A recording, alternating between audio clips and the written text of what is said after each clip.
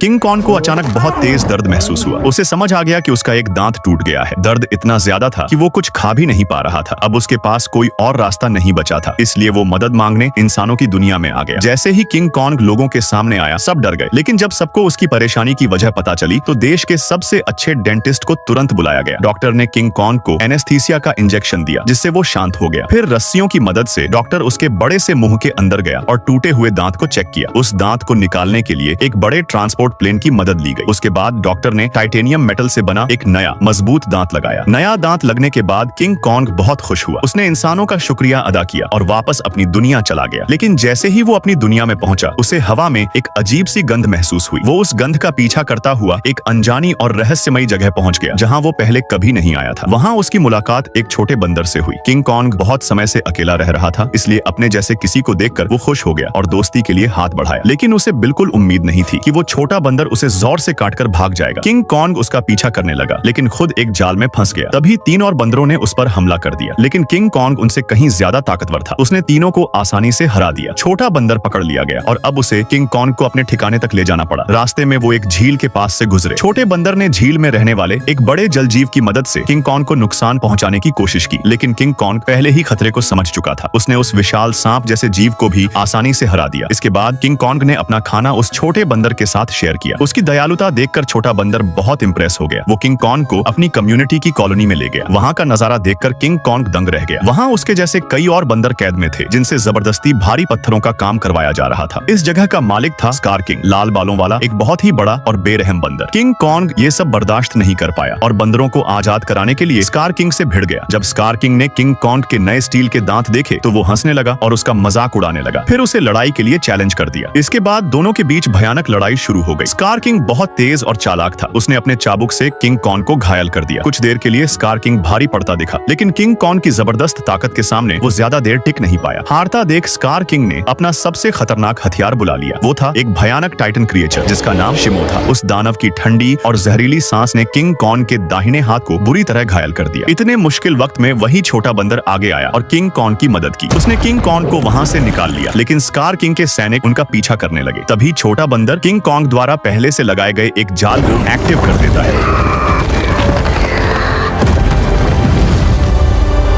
और दोनों अपनी जान बचाकर भाग निकलते हैं। अब बुरी तरह घायल किंग कॉन्ग छोटे बंदर की मदद से एक बार फिर इंसानों के पास पहुंचता है। इंसान फिर से उसकी मदद के लिए आगे आते हैं। वो किंग कॉन्ग को नया हाथ तो नहीं दे पाते, लेकिन एक खास मशीन की मदद से उसके हाथ को पहले से भी ज्यादा ताकतवर बना देते हैं। इस तरह इंसान एक बार फिर किंग कॉन्ग की मदद करके अपना फर्ज निभाते हैं।